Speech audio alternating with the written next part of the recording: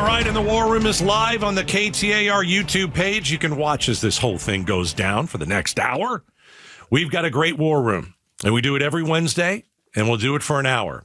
All right, Bruce, let's look at our panel here. Look at that. We've got KUPD's John Holmberg is back. How are you? Good to see you, man. Good to see you. Film, TV, radio, everything else. Host, Gayle Bass. I'm glad you got the ST to that. Yes, Right. Gayle Bass. There I'm you here. go. There you go. Hey, we got the Peoria mayor, Jason Beck, Republican. Nice to have you here, Mr. Mayor. First time in the War Room. Nice to meet you, Mr. Yeah. Mayor. All right. That was a great event you guys had at Peoria a few weekends ago. I almost thought I should bring my body armor, you know? No, you're going to do great. You're going to do great. All right. So why don't we start with the new explosive book that's coming out on Joe Biden? CNN's Jake Tapper has written most of this. The book is based on interviews with more than 200 people. A lot of them are Democratic insiders. And the book talks about the disastrous choice for him to run again for president. And it also talks about his cognitive decline. It's called Original Sin, and the original sin being He ran again. choosing to run for re-election. Yeah, the thing that makes me crazy about Biden, I don't like Trump really too much. I don't like Biden too much. I don't remember the last time I voted for somebody that I really like. But we all saw what was going on with Joe Biden. It was right in front of our faces. And no one wanted to say, you're right. You're right. His cognitive, his mental acuity, it's not what it used to be. And you had Democrats behind closed doors saying, listen, this guy is just sharp as a tack. And now, which we all knew was garbage, just total BS. Do we need a book to tell us this? Because I've seen some excerpts. I don't know if I've noticed anything new, but the fact that this guy was at least running, and I'm putting the quotes up, running the country is horrifying. Yeah. Doesn't this appear to you guys to be the worst mea culpa ever? Because that's what I'm seeing. Like, Okay, so you think he's behind this? No, I think that the news, CNN, Jake Tapper, everybody else is like, we were wildly guilty totally about agree. this. And instead of taking the blame, I'll write a book saying, oh, it's a bombshell. This is what happened. It's not. And they're the ones calling it a bombshell. All of us, like you said, Gaydos, we all saw this. Like, Right. Nothing shocking coming out of this that I've seen. On my show, all I do now is Biden, and it makes more sense. It's not even funny. Is that I just feel like that now he's going on this redemption tour. Yeah, The View. And I thought I'm pretty sure, and Bruce, you used to do music, that at one point he broke into the outfields. It's just on vacation far away. No joke. And I'm like, you're just doing lyrics to songs when you don't know the song. Like the worst crime in this is that he's now going out trying to redeem himself. Well, I would turn around and say, he doesn't believe that he's in cognitive decline. He doesn't believe that he could be president. Right. He was on The View, and I think they were trying to get ahead of this book to show, look, he's sharp as a tack. I don't think it worked. I've personalized this because my dad is going to be 91 in August. And I'm so grateful he didn't run for president because he's born on the 1st, but his birth certificate said the 2nd. So that could have been traumatic for our family. But the thing is that so many things my dad remembers and so many things he doesn't. Sure. Like when he was at my house, he was like, I've never seen The Wiz. And I distinctly remember my dad and my family standing in line to go see The Wiz with Michael Jackson all those years ago. Right. And he was excited to see it. And because he'd seen it on Broadway. He gets a pass at 91. He can't. Well, I use my mother. My mother has Alzheimer's. And I tell people, I go, she has good days, bad days, but she have a good morning and a bad afternoon, And you have to be careful. My grandfather had it. And when it first happened, you saw the things. But as a person who cares about that human being, you make excuses for them. So I think probably the people closest to Biden are like, no, there's more good than there is bad. He has moments. He's older. But you do start making excuses until it's too late. And I think that's what went on. I think the original sin is actually the fact that the media covered it up. Yeah. I mean, that is the real problem to me, it doesn't matter if it's a D or an I or an R at the end of it. It's we set up this system that's called democracy for a reason, and we want to have that person lead our country, right? And I see it in politics now. We see a lot of empty suits in every single area of the country. And it doesn't matter if it's in a city election or a state election or the United States or even foreign countries. The problem is when we have this shadow government, and everybody talks about the deep state and all this other stuff, and you could go down a complete rabbit hole, and I'm not willing to go down that rabbit hole. Appreciate that. What drives me crazy though is what we end up doing is we have this cover up process because we want a political party to win or not. So what is the solution? Is there a solution?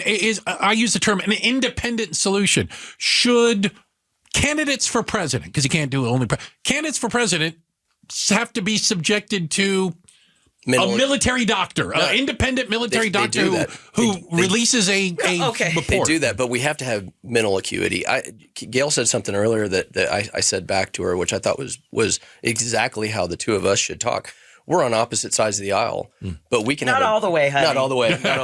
We're like halfway over there. But the whole point is we can have a conversation about what is right for people. It's not about a party. It's about people in general. And I think we have forgotten as a nation.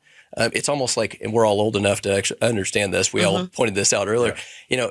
The country used to communicate in a different way. We got rid of these. Right, we're not on a cell phones, and I forgot we're on the radio. That's okay. Right, there's video going on. Don't worry. I fill in the blanks. Yeah, you fill in the blanks. Yeah. But that's the point: is how do we actually get back to communication? Then what ends up happening is then we actually have independent journalists that communicate it properly. But we've got to start if we don't start it in our hometowns and we don't start in our own communities, then we just want to get everything off next door or Facebook. There was media that was attacking Joe Biden's age and mental acuity. And they were being attacked, but only on one side. But only on one side. Yeah, they were being attacked. And I agree with what you say, but I think also personal responsibility is out the window. No one will ever say, I was in on that and I'm sorry. Totally agree. And that's where it starts. Until someone says, I kind of played a role in this and I have to step back and say, yes, this was a problem. Instead he wants to write a book. Right. And now you want to make money off of it. And I don't know why Jake Tapper has credibility now when clearly why are we believing every word he says now when he's willing to lie to make his point before? Yeah, Joe Scarborough saying, that he was the sharpest he's ever seen him as an crazy. Yeah. We're inside the war room. We've got John Holmberg. We've got Gayle Bass. We've got the Peoria mayor, Jason Beck. We're talking about the book that reveals, shocking revelations that Biden had a cognitive decline. I think Joe Biden is selfish, and I thought he was selfish even before he ran for president. His family was absolutely just disintegrating. The unfortunate death of Bo. Then he had Hunter go after Bo's wife, by the way, and then he turned her into a junkie. And so what did the Bidens decide to do? Oh, let's run for president. Our family is a disaster right now, but let's run for president. And that's what he decided. So that's example number one of him being selfish. Example number two. Well, he didn't run for president post Obama because of family issues. Yeah, am I right? Correct. Yeah, he did. But that was the excuse when Hillary ran. Yeah, right. Well, that was the excuse he used. Yeah. But the fact of the matter is that what insiders say is Obama told him, sorry, you're going to have to step down. It's Hillary's turn. And the whole thing is we wouldn't be where we are politically right now if he had run then. We wouldn't be here. And number two, the person who I feel like probably wanted to say something but couldn't was Kamala. She knew. Yeah. She was the vice president. She had to know. And what's she going to say? Right. It comes across as self-serving if you come out and go. If she started whispering to everybody, it would get back to him. Like, what could you do? Yeah. I mean, it took a movie star. It was George Clooney. Of all people. I would agree with you on the first, the selfishness of putting his not taking care of his family, going down that process. But you have to understand he's a lifetime politician. That's all he's ever done. Yeah, he's all he's ever done. He's never done anything else other than that. And then the second term, when he actually ran and then stepped out or was pushed down the stairs, whatever you want to call it. We talked about his mental acuity. He didn't know what he was doing in the first place. So you've got this again shadow government behind him. Really, his chief of staff running the country and other politicians that are actually in that play. I mean, that's a serious problem. And if we don't have, we need something, and I don't know what that is, but we need something besides just solid communication that's actually going to watch over that. Whether it's a different branch of government actually paying attention and actually taking charge. We used to have Congress. Remember back in the day when Congress used to do things? Could you use that in a sentence? I've forgotten. I can't. I would only respect this book. I think it's getting too much play. I think this is exactly the design Jake Tapper had. Watch this. If the book was called Duh. because then it's got credibility right off the bat. Every word inside can be the same, but if you called it "duh," we did this, America. Then I would. I have no respect for anybody who makes that flip and says, don't pay attention to what I did before. Now I know the truth. Right. Don't look behind You know what this does, though? 1,000%. This makes it look like, well, we wrote a book about Joe Biden that wasn't flattering, so we're neutral. Yeah. They're not. That's also that. It's a ratings chase. They're in trouble. They're not getting any credit. I think you have people out there who they hate Trump. Okay, fine. But you should be upset at Joe Biden. Because Joe Biden put Donald Trump back in the White House. He single-handedly put him back in the White House. All he had to do was be a one-term president, beat Donald Trump, which he did. Like he said he was going to. And hand it over to somebody else. But, everybody, and I'm not a Trump guy, but everybody calls Trump selfish. Joe Biden's just as selfish, if not more. But no power offense. hungry. I would think everybody who's ever run for president is selfish. I hate to bring it to you. At a certain point, though, and this to the Peoria mayor who I've just met, and I apologize. All politicians must be selfish to a certain extent. Degree. Yes, you have to be. I disagree because if somebody's running for mayor of a small town somewhere because they think, I need to improve how our garbage service. I need to improve our schools. They're not getting rich in a small town in Missouri. But it isn't selfishness. Yeah, but then they start showing up with bodyguards and, don't make fun. Don't make fun of Jason, my new friend. I'm not saying selfish. I will point out, I'm the only mayor in the state that I know of that doesn't take a paycheck. And there's a reason for this. How rich are you? My God, will you adopt me? I'm pretty solid. Gayle Baskett's right down to it. She doesn't even mess around. No. She's like, I'm looking for a comms position. So look, I'm the third largest employer in the city of Peoria. So we've got the city of Peoria, the school district, then the city, and then myself, right? And we're a massive body armor company. I make ballistic vests for companies and countries all over the world, Denmark, Sweden, you name it. And I do every single FBI vest, every single Secret Service. I've put every vest on every president since 2002. So when I understand this aspect of it from a political standpoint, for me personally, it was, how do I actually change the economics of my city, right? But the problem that you guys point out, that's not how everybody is. No, right. A lot of times they would be the last kids that you would pick on the kickball team. I mean, legitimately. I hear you. And the problem is, and you guys have met the good ones and you've met the bad ones. The problem is that when it's for self-gratification, that's why I don't take a paycheck. I donate. I just got ribbed last night for donating $250,000 of body armor to my city, which I thought was the craziest thing ever. Because I as accept anything as a. I know we were going to get to the public service. Airplane a little bit. We're talking about airplanes. Yeah, that's right.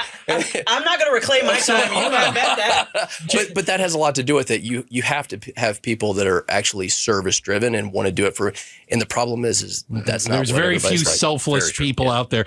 Speaking right there, it's the mayor of Peoria, Jason Beck, also joining us in studio. We have Gayle Bass. We've got John Holmberg from over at KUPD coming up next. All right. Trump suspends tariffs on China temporarily. Is this a big win or a tactical retreat? We'll talk about it next inside the War Room on KTAR. That's right. Inside the War Room. We've got half of the KUPD morning sickness. I'd argue not the good half. It is John Holmberg. All right. We've got film, TV, radio host Gayle Bass, and the mayor of Peoria, his first time in the War Room, Jason Beck. Great. Thanks for all of you guys for being here. So we had a suspension of the tariff war, trade war, or at least a bit of a backing down, if you will. We lowered tariffs on China from 145% down to 30%. China reciprocated by lowering theirs from 125 to 10. Was this all part of the art of the deal, or was the stock market and CEOs beating a path to the White House saying this has got to stop? I think that he is a brilliant tactician. I know that you're not going to say that about every single piece of what he does, and I don't agree with every single thing the president does. But I think that when it comes to the tariff aspect of his policies, he's trying to be the change agent, and he realizes he's only got 4 years left, right? So he's not going to run. He doesn't have another term. I know there's jokes about that, but, but the reality is that he knows that he's got to get as much done with every breath that he's taking on a daily basis, and to be able to push the envelope for some short-term pain. Now, a lot of people could argue the stock market, as soon as he was elected, went through the roof. So if you look right after the election, immediately after the election, the stock market made major gains. And then as soon as the tariffs were announced on Liberation Day, I think is what he called it. I wouldn't have called it that. But as soon as that happened, the stock market fell dramatically. If you start to look at where it's ticking up, I've got friends that are major publicly held companies that have gone from literally $25 a share to $39 a share. I did not participate in any sales of those at all. But you're not a member of Congress. I'm not a member of Congress either. But I also don't invest in the stock market like that. I invest in my own business. And so for me, when you start to see this and you start to see the pressure that he's putting on people, China has a worse issue than we do. Right? Meaning that they have to keep their goods flowing. And if they don't, and they get cut off from the world's largest economy, which is the United States, that devastates everything that they have going on. So they can't stop that process. The other aspect of this is when you start to look at what we need from our goods and services. TSMC is a perfect example. Amcor in my city is a perfect example. Intel.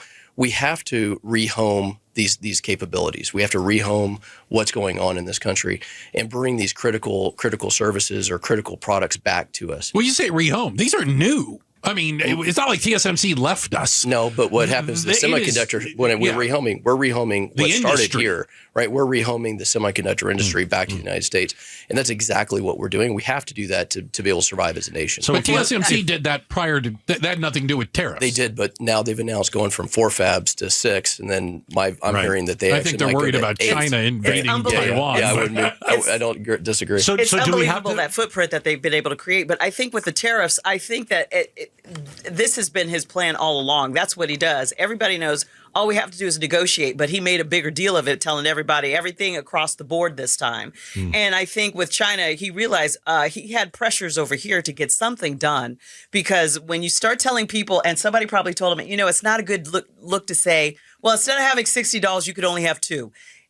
Do with less pencils. Yes, that I don't think that's the way to communicate how I'm doing this for the long term. The American public is notoriously patient. Yeah, exactly. And that's the opposite. Thing, to me, is he's a politician that actually decided, I'll take this punch. Yeah. And he took it, and he stood there, and we cried and whined and did everything else. And is it going to work? You got to give it some time. Starting to. This seems to be arrow up. At this point, a little bit. I'm not. Well, every time he backs down from tariffs, the stock market goes up. Right. That ought to tell you what the stock market thinks about tariffs. But you also signed a deal with UK already. Yeah. I mean, you've got all these other countries. Who didn't think we would? They're our most favored nation. Yeah, it's scary. We hate Canada still. They're the axis of evil. Yeah, they're good. Because they're too close. So I think after you watched the Prime Minister last week in Canada, I think that he took a knee for the president. I think it was pretty obvious. Real quick, we've talked about the stock market during, since Liberation Day, April 2nd. Okay. At one point, it was down. The Dow was down 1,700. Another point, it was down 2,800. Another point, it was down 1,800. Last week, it was down 600. And then on Monday, the Dow went up 1,100. So it's now in positive territory since April 2nd. I just want to keep that in mind. Right. And if he reinstalls tariffs, hang on, a disastrous downturn. Yeah. And then you pull back and the Dow goes back up. You're manipulating the game. Right. You are, which is something I don't like. It's scary. Yeah. It is scary. But if it's works, socialism. Yeah. When one guy gets to determine the economy, that's socialism. Well, but I think I think the election, this is what he ran on, right? I mean, legitimately, I think. And last word, we got to move. Yeah, absolutely. He ran on this, and he said he was going to go do this. So nobody should be surprised that he made this move. And you start to see a little bit of the dial working, and let's hope. But that's why the stock market also started going down on Inauguration Day, because they knew what he ran on. Yeah, they got it. Yeah, they were a little worried. We're inside the war room. We've got Mayor Jason Beck. We've got Gayle Bass. We've got John Holmberg. And coming up next, Qatar or Qatar? We come up with Qatar. Are you sure? Qatar. Somebody said like guitar. I haven't heard that. Okay, so let's go with Qatar. Wants to give Trump a $400 million plane. Is it a gift or a bribe? And should Trump accept it? We'll talk about it next inside the war room on KTAR. And just a reminder, in about 30 minutes, Governor Katie Hobbs in studio.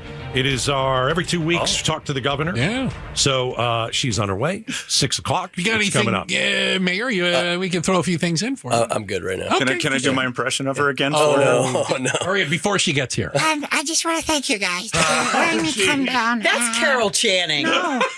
Stop, Gayle. That's Carol Channing. I'm the governor. She sounds like she's in 9th grade. That doesn't mean she's You not. sound like Carol Channing. That is Carol John. Channing sounds like this. Don't start. That's John Holmberg. We've got Gayle Bass. Challenge me. We've got the Peoria mayor, Yeah, the Jason. mayor Beck. is not speaking. Come off. I just think Leave me she's out got of this. a I voice. gotta get stuff done. People would ask her if her mother was home. If they called. That's all. Doesn't mean she's unqualified. So Trump is on a tour of the Middle East, and the Middle Eastern countries are all lined up to see who can suck up the most. And Qatar, not to be outdone by their hated rivals, Saudi Arabia, who've done an amazing job of sucking up to Trump, are offering him a $400 million Boeing 747 so that he could use it as Air Force One. So let's put the Republican on the, let's put him on the hot seat right here. All right. So Peoria Mayor Jason Beck, should he accept this? Should he take this plane? Should he say, yes, thank you? So I believe it's going to the Department of Defense is what is what they're offering, right? And he's actually claimed that. I think you have to kind of look back at our relationship with France. It's going to sound silly, but France. I'd love to hear where we're going. You have to look. You have to look The at this. Eiffel Tower versus, Statue of Liberty. The Statue of Liberty versus that.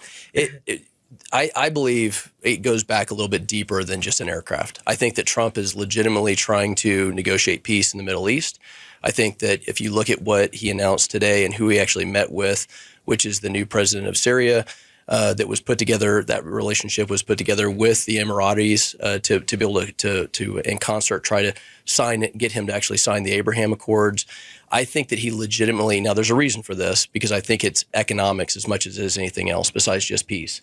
But I really do believe that that is the way that they work. We don't do a lot of business over there, just so everybody understands that. But it's called bribery. Yes, I admit it. I think that's how they do their relationship. Yeah, right? But that's not how we do our relationship. Qatar bribed their way into the World Cup as well. The Qataris have some issues around those types of issues. I personally don't think that we should accept it. But my point of it is, it doesn't matter if we accept it or not accept it. It's the relationship aspect that they are trying to conjure in this piece, and it's because they want better economics. It's not because they want anything else. He wants peace because he believes prosperity will come from that. Let's play a few clips from Republicans. This is Senator John Kennedy, Louisiana. Republican from Louisiana.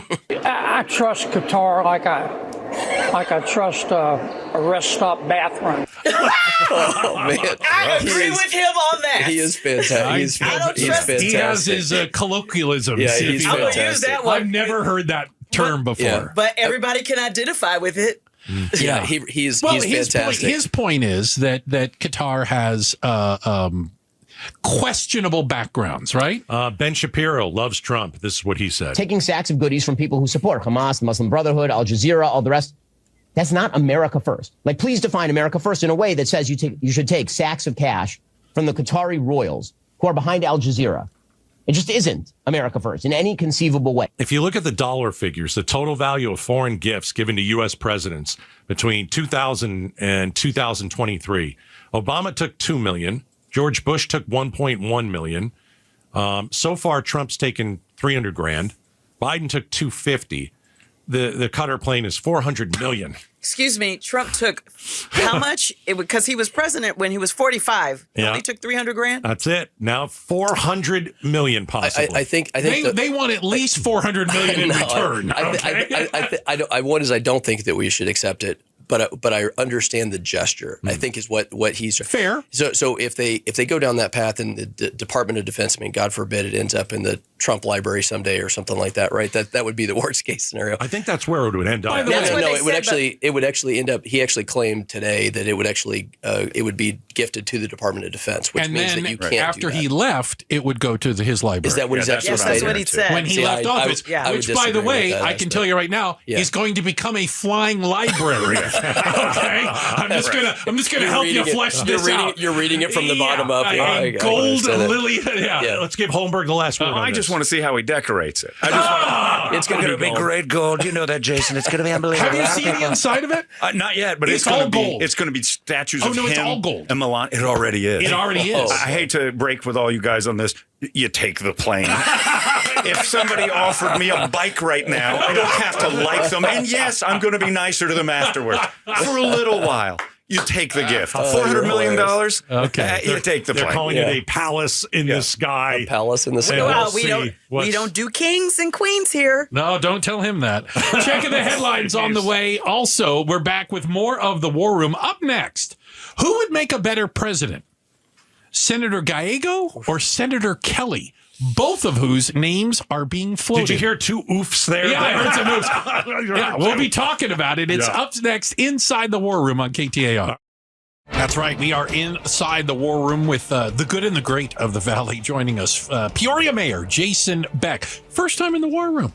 I think we'll invite him back. All right. Film, TV, radio host. That's Gayle Bass. And he is the star of the Morning Sickness on KUPD. Why, that is John Holmberg. All right. So that is our panel. So this is not something we came up with. We actually we talked with Meghan McCain about this on Monday. She's being asked all the time about this too, and now it's become a story. It's like a thing, especially since Senator Ruben Gallego came out with an immigration plan that was 40 pages long that I wasn't going to read. Nobody's going to read it. Right. It's 21 pages. And he went to Iowa. Yes. Something that nobody does of their own volition. Yeah. He's running for something, right? And wait, he just got into office as a senator. And now he's running for president? He's been in Congress. Come on. He's been a senator for 5 minutes, and now he's going to be the next president in 28? Look at Obama. No, he's not going to be the next president. So who has a better shot, Mark Kelly or Ruben Gallego? Senators, Kelly or Gallego? Astronauts always win. I do. John Holmberg has a better shot than amongst the three. I would vote for Holmberg. Thank you. Thanks. See? And you know what? I'm going to make you my vice president now. We're running. I'm announcing it right here. I think our haircuts are very similar. I think the two of us together, pretty good. So I want to breathe so badly from presidential election talk. Really? No kidding. We just got done. Agreed. I mean, a guy who wants to jump in now is the rabbit in a sprint. You're not going to win this thing if you get in now. Measure yourself a little. Stop screaming and yelling about being president in May. He didn't say that. No, I know, but we're talking about it, and he went to Iowa. He is doing it. It's the next Pete Well, Buttigieg. I read he went to Pennsylvania, exactly. too. He went to Pennsylvania, That's too. too much. Don't leave that out. Pete So Buttigieg wait. all over Ruben again. Gallego went to Pennsylvania as well? Mm-hmm. Oh, my goodness. Yeah, just breathe. Let us breathe. And then announce it later. We don't need to think about this right now at all. Dude, what planet are you on? As soon as I'm Trump, on the planet of as soon sensibility. As Trump lost, I like as this soon planet. as Trump lost, people had up their I banners. know. Trump 2024. So what's the difference? I know. How come They're it's good lunatics for him, too. but not I didn't you? say it was good at all. You're going to make me cuss on You know what I KTAR. think? Everyone's nuts. I'm not going to make anybody Yeah, yes, you are. I'll No, blame but you. you know what I think we should do? We should do like the Brits. 6 weeks, that's it. I don't disagree. That's not a bad idea. You know, they only let the campaign last for 6 weeks because they have this crazy notion that when you're elected to public office, you should be doing a job, not just immediately running for And you re-election. can also spend billions of dollars in 6 weeks. We watched that happen. So it's not about a money situation. No. Yeah. I'm so fatigued on who's going to be president in 2028 already. And I know you're right. The flags that went up 2020, they're insane. Yeah. I just don't want the signs. Yeah. Oh my God. I like Some people still have them up. I like the 4 to 6 week sign period. Yeah. Mayor Beck, have you met with Gallego or Kelly? I have not met with Gallego. I have met with Kelly. I think he's a very nice man. I think he's done. I think he's actually been balanced in a lot of ways. I don't agree with every single thing that he has to say, but I do think that he's a very nice person from my interaction with him. He seems reasonable. I think I think we need on both sides of the aisle people that are more in the middle. Right. And I think because if you look at the electorate in the state of Arizona as an example of what's really turning into the rest of the country, it's kind of a third. Agreed. Right. And we need people that are not just trying to trick the middle to vote for them. We need people that are actually going to ride the middle. I've never heard it described like that. I That's really good. I That's really true. do believe it is. Right? We need people that actually care. They have to care about their neighbor, and if they're not caring about their neighbor, they're actually because that's what we need to get the country back to, in my opinion. You know, I met Ruben, but I have not met Mark Kelly. Yeah. And I have to say, You're on a first name basis now. Ruben. There you go. that's what when I first met him, I said he was my congressman before I moved. Now I'm in Schweikert's district, and I Gotcha. met him too. Okay. But I think He's not David. Yeah, they're obviously not close. But you know what I felt about Ruben and what I felt about Senator Gallego. There you go. And what I feel about Mark Kelly is they seem like genuine people. Okay. And I feel that like when I met a congressman we had before who had to leave office, when I met him, I thought he was so genuine. And he was very, very conservative. And my dad had just had a stroke. And he was talking to me saying, don't be, my mom had a stroke. And he goes, that happened to my father. And he was giving me resources that I should use. He was acting like a real human. He wasn't acting like a politician. And so those politicians that I've had to meet and I got to talk to them, some of them are genuinely good people in it for the right reasons. The right reasons. And I think that both of those guys are like that. Well, we shall find out. I met Ruby and MK. I call him Ruby and Space K. And I told him, knock it off for the presidential talk. I need a nap.